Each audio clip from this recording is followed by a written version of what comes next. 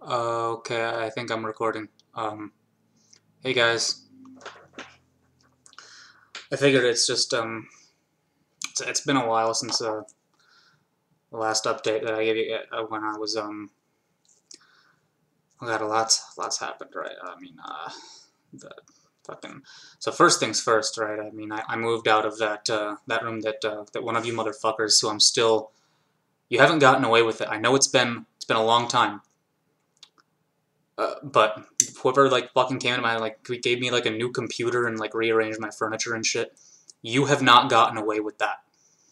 I I'm still on that. I've been kind of slacking on it, just because I've been kind of a weird place mentally. But you have not gotten away with that, and I just want you to know you think you're sitting pretty right now.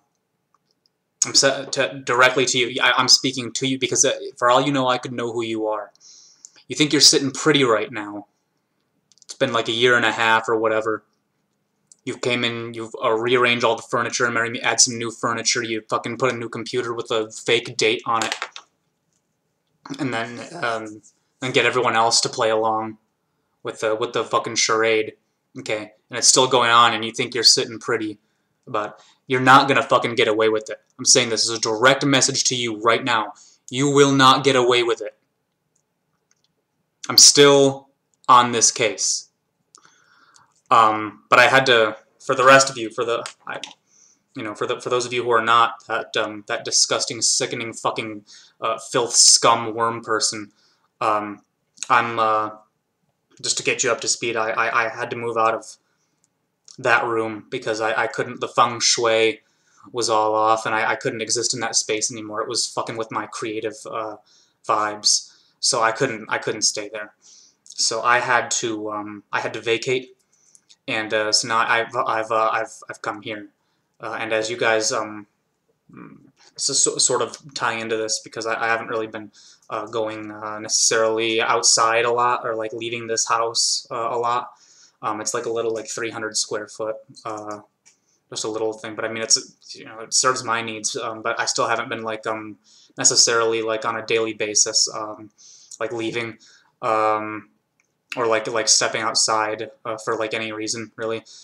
Um, just because like there's no reason and there's no reason to it, and this ties into the other thing that was happening that you guys might remember, which was my unfortunately failed marriage, kind of the wife from hell I had there.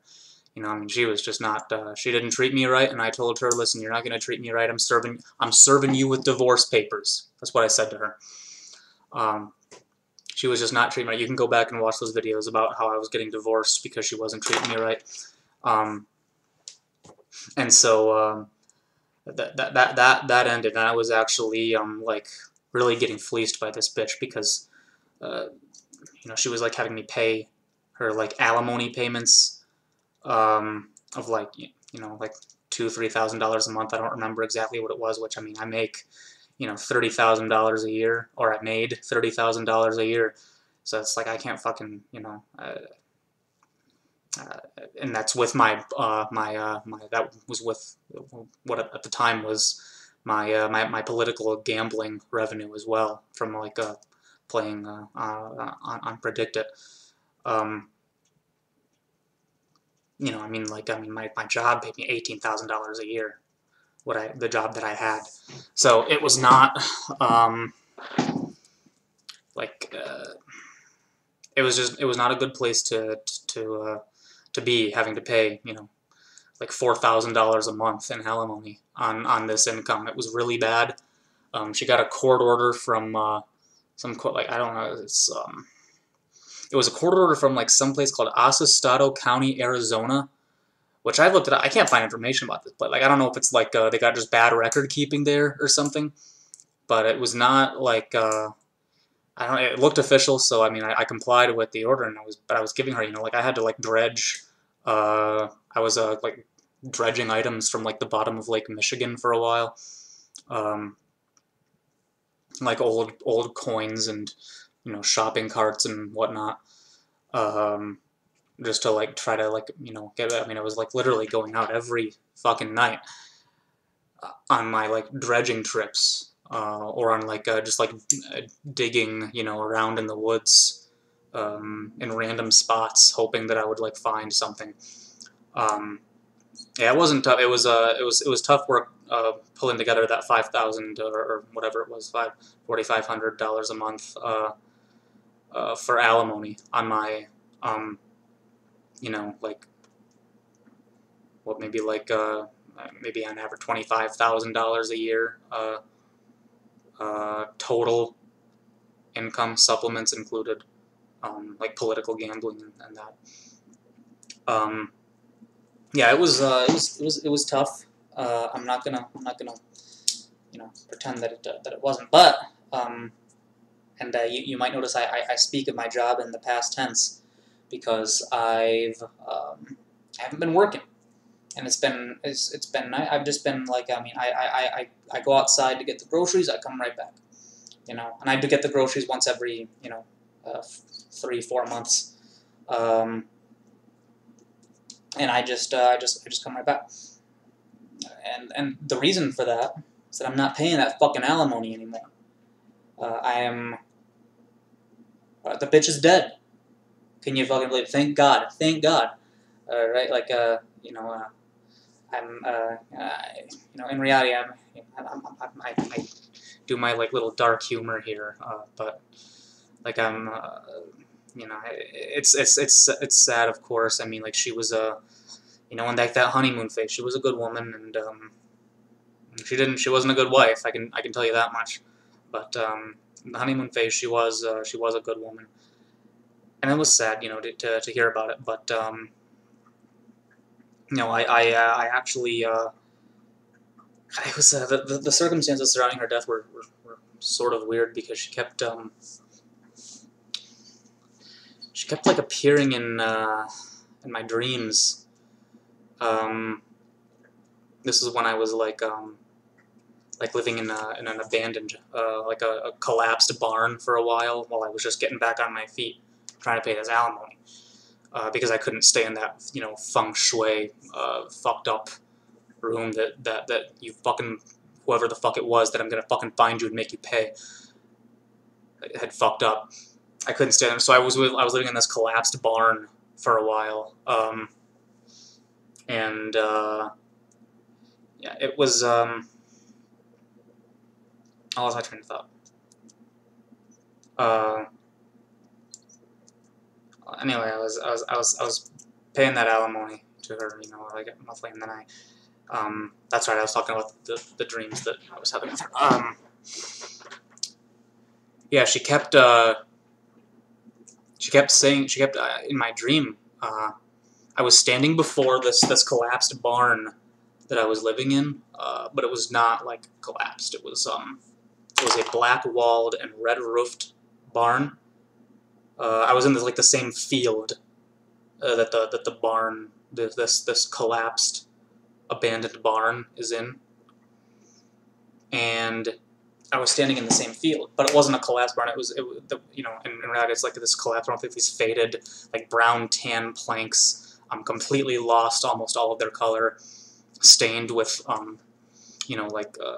various types of mold, just like scratches from debris that gets kicked up in storms every once in a while, like rat shit, like on the walls and stuff. But in the dreams that I was having I would say a couple of weeks leading up to her death, when I heard of her death, I was standing in front of this, and it was a black walled barn with a red roof, in this same field. It was weird, and then I kept seeing her. My now ex-wife. The divorce papers were not finalized at that point, so she's now my ex-wife. Then my then wife was she was coming out of the main doors of this barn, and she would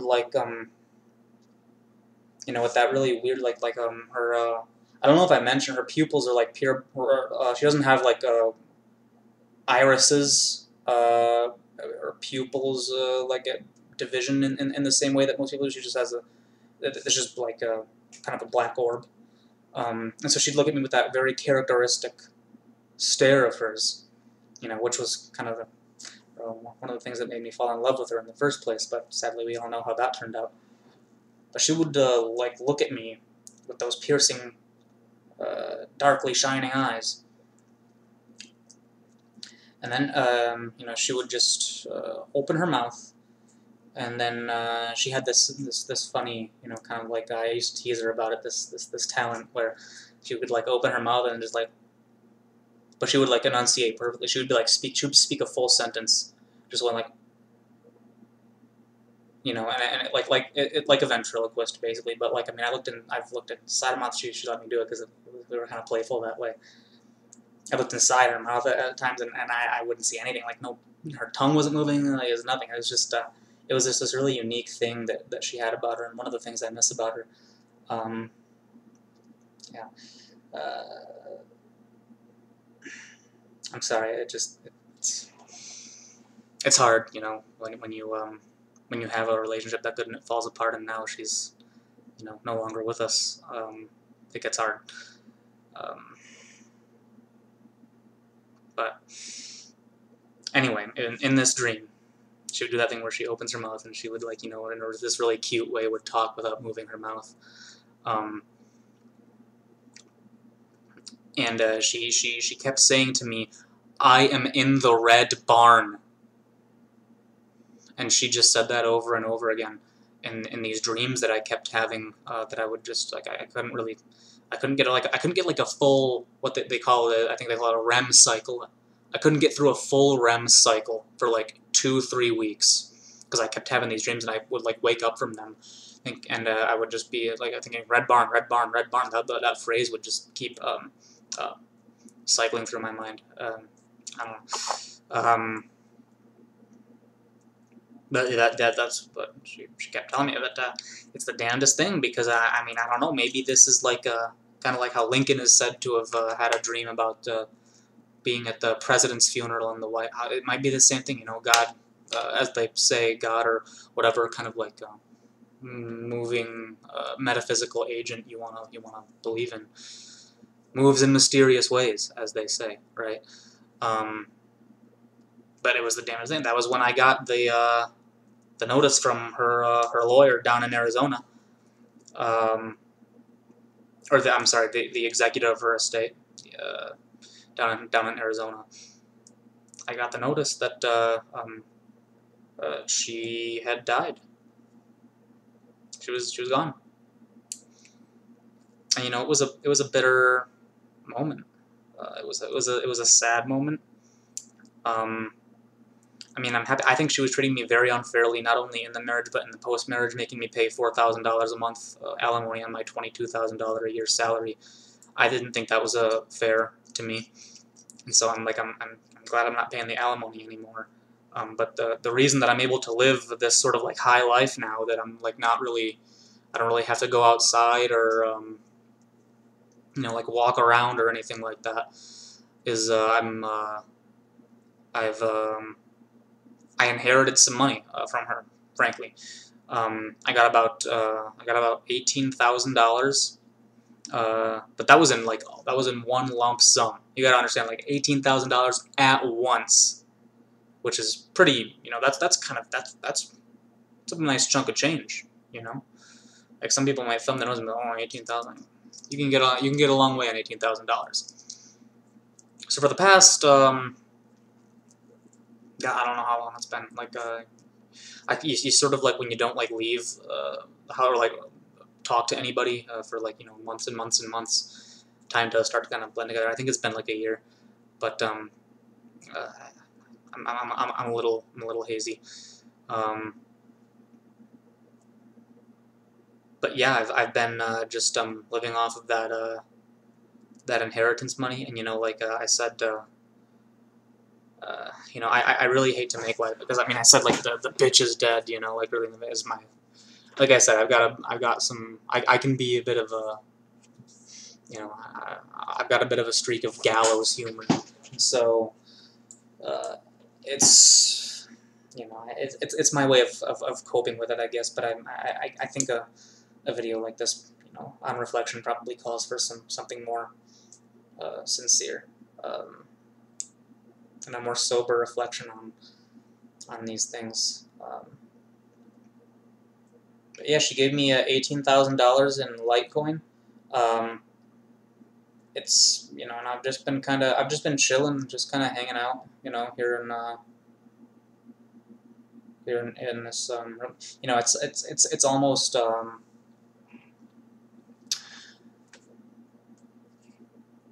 It's almost like better than like going out and about like all well, I mean, it is like I enjoy this more. But I mean, like, I'm almost getting like, you do get like a little like, oh, I wish I had talked to someone in the last 6 months or whatever. But I've been having these dreams. These are different. These are not like weird like dreams like with my wife. But I've actually been having I don't know if it's my brain like compensating for like the lack of communication or whatever. But I've been having dreams where I'm like sitting in bars, and I'm just in a bar with like music playing. Um, like there's this I keep cycling back between these two where there's a one, the lighting is like very orange red, and there's kind of a lot of people that are playing like this like rock music. Um, and in another it's more well lit. It's almost empty but not quite. And the bartender is like a bit of a stockier guy with like a ponytail. Um, but I swear to God, I mean, it feels like I'm there. It feels like I'm there. I mean, they're very vivid dreams, and like I feel like I'm getting my uh, the interaction that I've kind of lost to an extent because from choosing to remain inside for like 8+ months at a time. A little bit of that like just like say hi to someone or whatever, that sort of interaction that I kind of lost. I feel like I actually feel like I'm kind of getting it. So uh, yeah, I suppose that's really all. Um, the my I'm sure if some of you are concerned about my wife and how her family is doing. Sorry, my ex-wife, and how her family is doing. She didn't really have any family, so there's nothing to really worry about there. It's just the only victim of her death was her and frankly me as well. But it's been kind of a solemn time, just reflecting on the little things like like life and love, and where maybe it went wrong in my marriage, maybe where I could have been a better husband, and maybe not had to get that divorce. I mean, it's all much ado about nothing now, frankly, because it's all in the past. But I mean, just reflections of that nature, I suppose. Very sober time for just like stoic kind of pondering. Yeah, I mean, that's about all I've been doing. Just chilling, just kind of hanging out, And so I figured I would just give you guys this update. Um, just if you're, it has been, in truth, a while um, since I think any of you have heard from me. But yeah, that's really all. So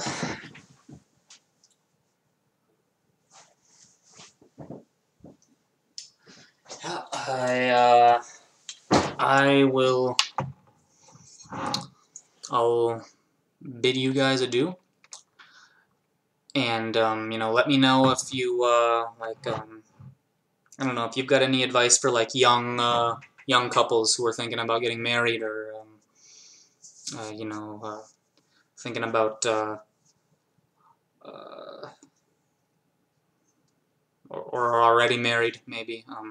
If you've got advice, or if you are one and you would like advice, I mean, like anything, like I'm an open book here. I'm just kind of sitting here in sober reflection. Um, like just in the house, just chilling, just kind of hanging out. So um, feel free to leave comments below. You know, and yeah, I'll talk to you guys when I talk to you. All right, bye.